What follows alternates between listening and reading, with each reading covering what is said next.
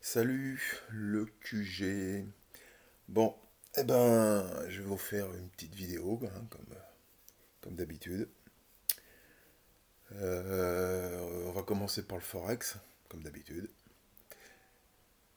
Alors, une chose, j'ai écouté l'audio de Rod, effectivement, c'est pas toujours simple. Je vais prendre que mon cas, parce que pour Rod, pour tout le monde, pour tous les coachs, c'est pas évident, mais pour mon cas, c'est pas toujours simple de vous envoyer des trades. J'ai pas la psycho de Rod, même si j'ai une psycho assez béton, j'ai pas celle de Rod. Donc parfois, je prends des trades, je vous les envoie pas. Pour la simple et bonne raison, c'est que c'est compliqué à gérer, c'est compliqué à envoyer. Et j'arrive pas à vous emmener avec moi sur des trades que j'y crois, parce que si j'y croyais pas, je les prendrais pas, mais c'est quand même sur des endroits pas toujours simples à emmener du monde avec moi. Voilà, je veux que ça soit clair une bonne fois pour toutes. Je fais mon maximum, comme tout le monde, mais c'est psychologiquement, c'est pas évident de. Alors quand ça se passe bien, tout le monde est content, mais quand ça se passe mal, faut supporter les critiques, hein, parce que souvent, quand c'est bien, il y a quelques merci, quelques bravos, de toute façon c'est toujours les mêmes, hein, pour ma part. Mais après, parfois je vois des commentaires de certains que je vois jamais, comme il s'est passé cette semaine. Et ça, c'est vraiment, c'est épuisant. Bon voilà, c'était mon petit aparté sur la psychologie des gens et du forum et des QG en général. Ok, donc c'est parti. On va commencer sur le pétrole. Sur le pétrole, donc vous êtes avec Rod. Moi, je vous ai envoyé quelque chose cette semaine. On a été stoppé à BE après 160 points de hausse. Mais quand vous regardez le pétrole en daily, déjà en weekly, c'est clair. Pour le moment, le pétrole, on vient, on a clôturé en cassant le canal baissier weekly. On a cassé, on a clôturé au-dessus de ce canal orange. En daily, même ça me plaît pas, hein. Moi, le pétrole, je voudrais qu'il chute, hein. Mais bon. En daily, on voit bien la montée qui est là, hein. La bougie rouge, le pullback, et en fait ici, le pullback était parfait. D'accord. Donc quand je me remets en 4 heures sur le pétrole, je vous ai fait payer ça un soir. Hein, c'était en H1, même si ma mémoire est bonne. Vous voyez, voilà, j'ai encore le tracé. J'avais dit ici, il était donc, ouais, c'est ça, 19 heures, mardi 17-19 heures. Je vous ai fait payer ça, on a fait toute la montée. Bon, derrière, on a pris un TP, derrière, c'est redescendu, et c'est reparti en fin de semaine. Moi, je suis pas rentré, mais effectivement, ici, avec le combo H4, c'était à reprendre. Donc, pour le moment, sur le pétrole, il n'y a rien à shorter. Les bébés s'ouvrent, on peut espérer aller sur ce Fibo-là, on y est presque, et voir après, aller voir les 85, de mémoire, je crois que c'est le TP de Rod. Donc rentrer maintenant, c'est compliqué. Et ceux qui sont encore dedans, gardez bien un solde. Sur le gaz, rapidement. Sur le gaz, pour le moment, en weekly, on a cassé ce support-là. On a défoncé le Fibo weekly. On est à clôture en dessous. Et là, sur le Fibo mensuel, si je me mets en mensuel sur le gaz, c'est clair que pour le moment, il n'y a rien à payer. Il y a juste à renforcer ses shorts. Et on pourra très bien aller voir les 100% du Fibo mensuel qui part d'ici et qui va là-haut. Là, on a cassé les 78% du Fibo. Il va y avoir un autre support ici. Et si on casse ce support-là, on ira voir les 1,50, les 1,55. Donc sur le gaz pour la semaine prochaine, s'il y a des signaux short, il faudra à nouveau les prendre. Je vous ferai des suivis pour vous dire si je rentre ou pas. Pour le moment, là-dessus aussi, j'ai pas de pause, hein. Mais le gaz m'intéresse pour le reprendre short. Ensuite, sur le gold, je vous montre mes positions, hein. Bon, vous voyez, je vous cache rien. Cette position-là, je vous en ai parlé, hein, c'est la position, j'ai 30 000 points dessus. Bon, il me reste 5 mini lots, hein, c'est pas des grosses positions, mais ce que j'ai voulu vous expliquer aussi plusieurs fois, c'est que vous voyez cette position-là, donc qui date du mois de novembre 2022. J'ai déjà pris 3 TP, et le quatrième TP qui me reste, je suis en stop win ici, avec plus 15 000 points. Mon releveur, il est largement comblé, et largement payé. Et ce que je fais sur ce style de trade, c'est que j'accompagne, tant que ça monte, je vais remonter mon stop win à chaque fois, à peu près en dessous la M50 en bleu, là, daily. Donc mon stop win, à chaque fois que la M50 va monter, bah, mon stop win, je le monterai jusqu'au moment où il y aura certainement un retour en bas et je me ferai stopper, mais c'est pas grave, quoi. Ok. Donc, sans parler de celui-là, parce que bon, c'était juste pour vous montrer les histoires de stop win, bah, on en est là, hein. Donc je vous ai expliqué, donc j'ai déjà encore ce trade que j'ai pris il y a plusieurs jours maintenant, et le dernier en date, il est là, hein. C'était là-dessus, hein. On a pris ça, j'ai eu en H1, j'ai eu mon pullback, on est redescendu. Donc là, vous vous souvenez, je vous avais dit, il y avait possibilité d'avoir deux stops, un stop court, un stop long. Bon, bah, le stop court, c'est fait prendre. Mon stop long, il était là. Et donc, pour le moment, sur le gold, on est reparti. On a clôturé sur ce support vendredi. Là, on a un combo H4 qui se met en route. Euh, en tout état de cause, pour le moment, il faut continuer à payer le gold. Et je renforcerai certainement la position la semaine prochaine, si et seulement si on vient à casser ça. Voilà. Si on casse ça la semaine prochaine, en H4, H1, suivant la force, à peu près ici, entre ici et cette mèche-là, je reprendrai à nouveau un renfort pour aller viser les 1956, les 1960 à peu près, 64. Ok. Ensuite, donc pour le gold, j'ai 3 positions, toutes gagnantes pour le moment. Ensuite, la UDGPY. La JDPY, bah, j'en avais déjà parlé sur la vidéo précédente. On est toujours sur en weekly, on est toujours sur ce bas de canal mensuel et week, mais on n'arrive pas à casser cette résistance-là. Donc au-dessus de cette résistance-là, je paierai la UDGPY. Donc au-dessus des 91, 464 à peu près, je chercherai à payer la UDGPY. Le 4GPY, idem, on a essayé de le payer la semaine dernière, mais pour le moment, on reste toujours sur le bas de canal mensuel. Pour moi, il faut chercher des achats aussi là-dessus. Donc si on vient à casser le canal daily descendant, il y aura le combo là, le combo daily à passer. Donc c'est-à-dire qu'à la cassure de ça, il y a à peu près 200 points à essayer de faire pour un TP1. Se mettre à BE et après voir si on casse le combo ou si ça repart, encore une fois, et si ça casse le combo, ben, on continuera de l'accompagner. CHF GPY, moi il me reste encore une pause, pareil je voulais l'envoyer. Pour le moment, je gère la position, au moins jusqu'ici, jusqu'en haut du canal daily baissier, avec une résistance là, le combo daily, donc pareil, ça aussi, si on vient à casser tout ça, je chercherai sur pullback à le renforcer. L'euro USD. Alors l'euro USD, je l'ai payé tout seul dans mon coin la semaine dernière, en fin de semaine.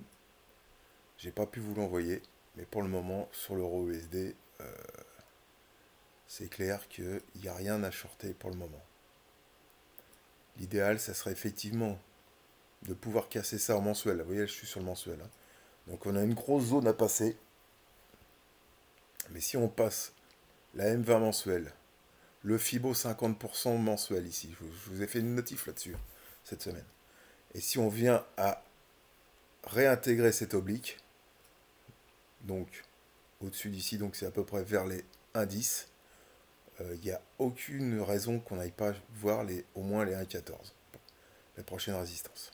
Mais il faut passer cette grosse zone-là, qui pour le moment, ben, quand je me mets en délit, on est là, vous voyez, il faut absolument passer, pour commencer, passer les 1,08, 682 à peu près, ce qui nous donne en 4 heures, ce que je vous ai envoyé plusieurs fois cette semaine.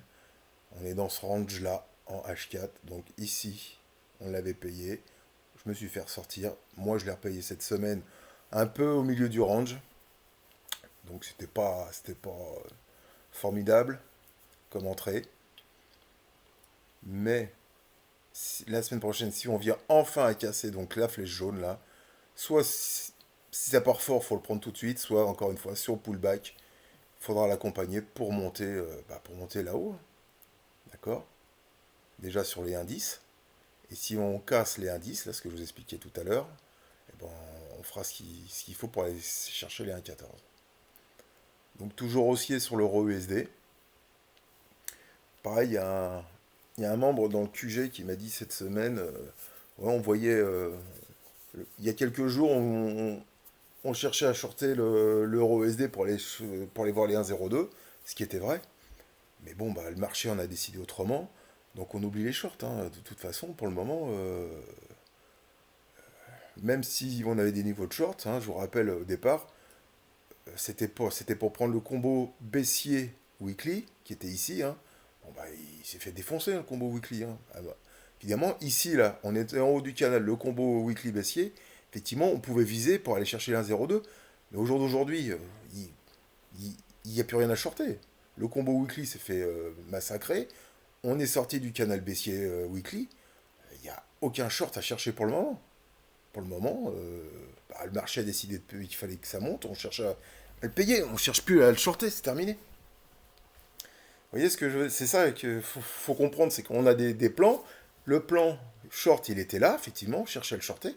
Mais dès l'instant que le marché a décidé autre chose, ben, faut changer sa psychologie. Je suis plus vendeur, je deviens acheteur. Donc je cherche à acheter. Voilà, c'est pas nous qui allons faire le marché, hein. C'est pas vous, pas moi, avec nos petits portefeuilles, qui allons dire non, non, moi je veux que ça baisse, donc on short. Ça serait complètement ridicule. Donc pour le moment, EURUSD, toujours à payer. EURGPY, lui c'est compliqué, parce qu'on a le combo weekly qui est en train de se former, mais on a des résistances là, en marron. On a cassé mon canal weekly haussier. Donc là, pour le moment, le pullback, vous voyez, il y avait même la Wolf là. Le pullback, là on a cassé. Le pullback une fois, le pullback deux fois. À un moment donné, je pense que si on réintègre le canal weekly, l'euro USD, l'euro GPY, il faudra le payer aussi. Ok. Donc pour le moment, je fais rien. Pour la semaine prochaine, je fais rien. J'attends de voir ce qui se passe. Arriver ici, si on réintègre ou pas. Si on réintègre pas et que j'ai un signal ici, je le shorterai. Si par contre on casse ça et qu'on réintègre, je paierai l'euro GPY. Ok. GBP CAD, je suis toujours en pause, hein. Je vous rappelle, c'est une vieille pause. On l'avait shorté là-haut, on arrivait là. J'avais fait un renfort, mon renfort s'est fait shooter. Mais mon trade initial, il était ici. Bon, j'ai failli me faire stopper à BE cette semaine. Pour le moment, sur la journée de vendredi, on a un peu consolidé la montée. Mais je reste toujours en position pour le moment. Short, de toute façon, j'ai rien d'autre à faire. Et je pense même que si on vient ici, ici j'ai un signal, je le paierai. Si on casse, je shorterai. D'accord? Si on casse le canal, je short. Si on vient s'appuyer sur le bas du canal et que j'ai un signal H4, H1, je le paierai. Bon, bah, effectivement, je passerai. Ce qui mes 10 mini lots, là, bah, ils seront sortis BE. Mais c'est pas grave, je prendrai une position achat pour au moins aller chercher ce niveau-là, pour faire éventuellement un double top. Et après, on voit ce qui se passe derrière. Donc, si la semaine prochaine, on descend ici et qu'on remonte là-haut, bah, il y a à peu près 300 points à prendre. Et après, bah, arriver ici, BE, TP, etc., comme d'habitude, et on voit ce qui se passe. Si on casse, on accompagnera pour continuer à le payer. Donc, GBP4, pour le moment, je reste sur mon short, j'attends d'aller en bas de mon canal, en espérant que ça va bien y aller, hein, attention, hein, c'est une idée de travail. Et si on va sur ce bas de canal, qu'on ne casse pas et qu'on reprend des bougies vertes, je paierai GBP4. GBP USD, je vous l'ai envoyé en fin de semaine, c'est pareil. Cette semaine, je vous l'ai fait payer, je vous l'ai fait couper, je l'ai repris, je vous l'ai envoyé pas en notif, mais sur le QG Forex, parce que il n'était pas évident à repayer, quoi. C'est compliqué. Pour le moment, c'est compliqué de le payer. Surtout quand on va arriver ici, ici sur cette bougie-là, qui correspond, donc effectivement, non, c'est pas ça. Je dis des bêtises. Voilà. Quand on va arriver ici, il faudra passer ce niveau-là, les 1,24 500, pour renforcer et accompagner ce trade. Pour le moment, on va attendre de voir ce qui se passe au-dessus des donc 1,24 547 à peu près. S'il y a un signal, il faudra le renforcer pour ceux qui sont pas renforcer pour ceux qui sont dedans et puis éventuellement rentrer pour ceux qui ne sont pas. Donc GBP USD, c'est pareil, hein. À un moment donné, le GBP USD, il y avait le combo week descendant, mais le combo week, il n'est pas totalement validé, mais bon, il est quand même enfin, bien attaqué, hein. Donc je suis acheteur GBP USD. Ensuite, NZD GPY, bah c'est pareil, vous voyez, on a cassé la semaine dernière. Je pensais pouvoir le shorter.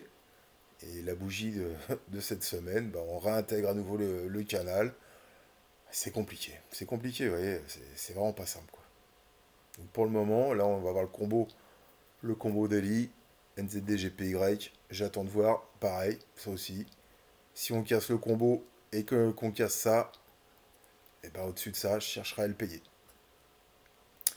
NZD USD. Tac. NZD USD. Pareil, on est sur une résistance mensuelle. J'avais dessiné ça à une époque parce que en prévision d'une épaule droite pour une ETI inversée. Bon, évidemment, il n'y a plus de TEI, hein. L'épaule, pour moi, elle est pas valide. L'épaule droite, elle n'est pas valide. D'accord. Donc, ben ça, je vais le virer tout de suite.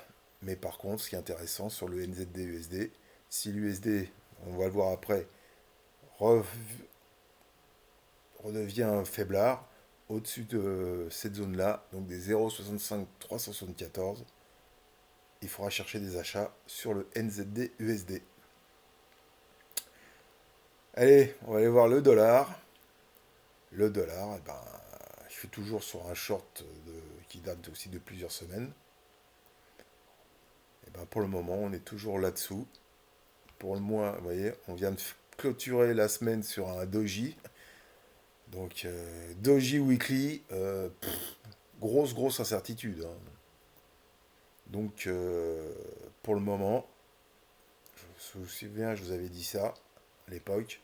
Au-dessus de ça, on payait. Donc, ça, hop, on cherche plus. Zut, j'arrive pas à... Tac, on vire ça. Par contre, là-dessus, on y est encore. Donc, vous voyez, mon trade, il est là.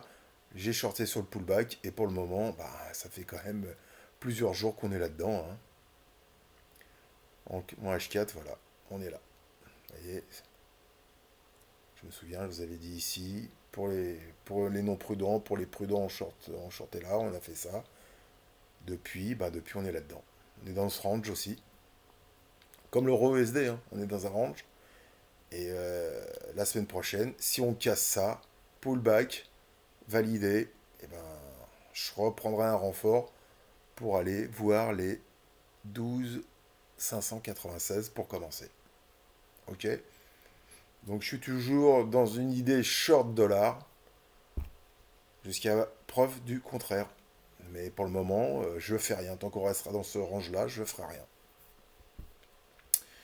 USD GPY, c'est pareil. Ah, ça bug. Allô. Bon, mes graphes sont bloqués. USD GPY, weekly. Tac. Le combo haussier, bah, il est mort pratiquement, hein.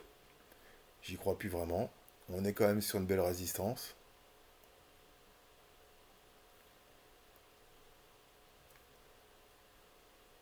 Et là, au-dessus, on est sur un beau support, pardon, excusez-moi. Et là, au-dessus, on a une belle résistance.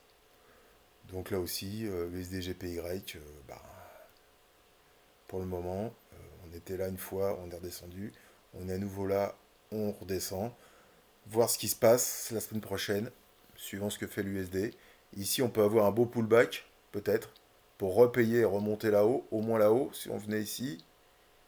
Là, 120, 176, 240 points. Voilà. Et après, au-dessus de ça, ça sera à payer. Si on réintègre ça, le canal daily baissier, en dessous ça, allez, encore une petite flèche, en dessous ça, pour les prudents, en dessous ça, on short. Pour les agressifs, à la réintégration du canal sur signal, on short. Ok. Il n'y a rien de simple en ce moment. Il n'y a rien de simple. C'est comme les indices. Je vais vous montrer rapidement les indices après. Parce que moi je vois. Ou que j'envisage. Il n'y a rien de simple. Pour le moment, on est dans du range. Je crois que Rod l'a dit. Plein de monde l'a dit. On est dans du range. On est sur du trade de range sur les indices. Et on est sur du trade de range sur le Forex. Et c'est pas simple d'emmener du monde là-dessus. Voilà. Quand c'est pas clair, un coup ça monte, un coup ça descend, c'est pas évident. Ok. Donc voilà mon idée Forex pour la semaine prochaine. Je récapitule. Gaz, chercher des shorts. Pétrole, continuer. Si on n'est pas dedans, c'est compliqué. Moi, j'irai pas. Je suis pas dedans, donc j'irai pas. J'attends. Ceux qui sont dedans, continuez à le suivre pour que sur la montée. Le gold, moi je suis dedans plusieurs fois, mais au-dessus de ça, je paierai. CHF GPY, je vous l'ai dit. On continuera de le payer s'il y a des signaux. Euro USD, on va chercher à le payer aussi. Si on vient à casser ça, et puis etc. etc. etc. D'accord. Ensuite, vite fait, le Nasdaq. Alors, j'avais envoyé une notif Nasdaq vendredi. Bon, ça, c'est pas fait, hein. Voilà. Bravo aux acheteurs. Pas de problème. Sauf que pour moi, le Nasdaq, pour le moment, on est toujours là-dessous. Je suis désolé, mais moi, tant qu'on casse pas ça, je vais pas le payer. Mais bon, ça, c'est mon point de vue. Je me mettrai à payer le Nasdaq quand on aura cassé ce canal baissier weekly. Et après, même si on le casse au-dessus, il y a cette résistance-là. Et il y a ce fameux. Voilà. Hein. Alors, toujours le combo. D'accord, mais enfin, le combo, il commence à vraiment à peiner, je trouve. Mais il est toujours présent, je suis d'accord. Et je me mettrai vraiment à payer le Nasdaq quand on aura intégré le canal mensuel cassé, hein. Voilà.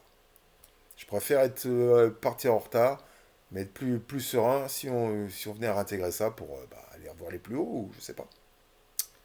Donc, vendredi, j'avais envoyé une notif sur le Nasdaq.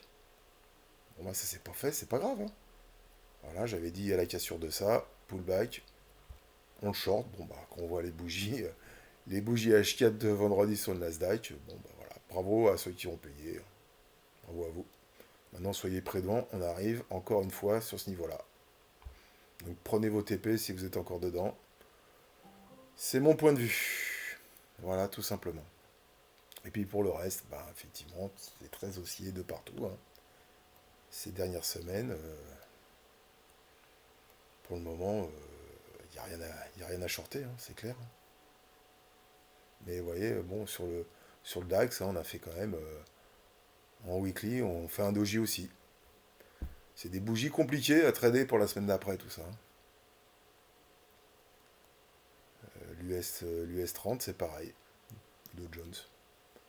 On a, on est sur des niveaux compliqués à trader, du range. Comme dit Rod, comme dit Founi, comme dit tout le monde, c'est du range. Voilà. J'espère que c'était assez clair.